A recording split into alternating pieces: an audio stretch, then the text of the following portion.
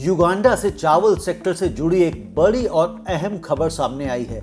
देश अब जल्द ही नई खुशबूदार यानी एरोमेटिक चावल की किस्में लॉन्च करने की तैयारी में है, जिससे आयात पर निर्भरता कम करने का रास्ता खुलेगा। युगांडा के कृषि वैज्ञानिक इन दिनों एडवांस ट्रायल्स के अंतिम चरण में हैं। इन नई किस्मों को नेशनल एग्रीकल्चर रिसर्च ऑर्गेनाइजेशन और जापान इंटरनेशनल कोऑपरेशन एजेंसी के सहयोग से विकसित किया गया है। यह पहल इको प्राइड प्रोजेक्ट के तहत की जा रही है, जिसका मकसद है देश में टिकाऊ और प्रतिस्पर्धी चावल उत्पादन को बढ़ावा देना।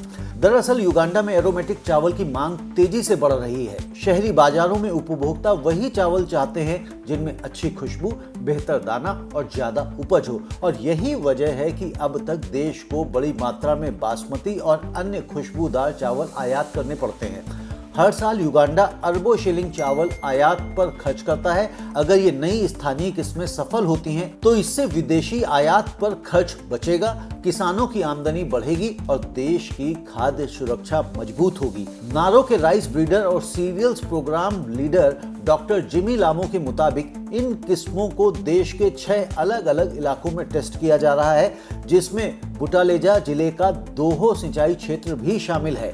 मकसद साफ है, अलग अलग जलवायु और मिट्टी में भी ये किस्में अच्छा उत्पादन दें, बाजार में स्वीकार्य हों और आयातित एरोमेटिक चावल को टक्कर दे सके। अगर ट्रायल सफल रहे तो अगले बुआई सीजन से पहले इन बीजों को किसानों और सीड कंपनियों को उपलब्ध करा दिया जाएगा। इसी बीच चावल से जुड़ी एक और बड़ी खबर सामने आई है। युगांडा रेवेन्यू अथॉरिटी (यूआरए) ने केन्या से तस्करी कर लाया जा रहा 3.2 मीट्रिक टन चावल जब्त किया है।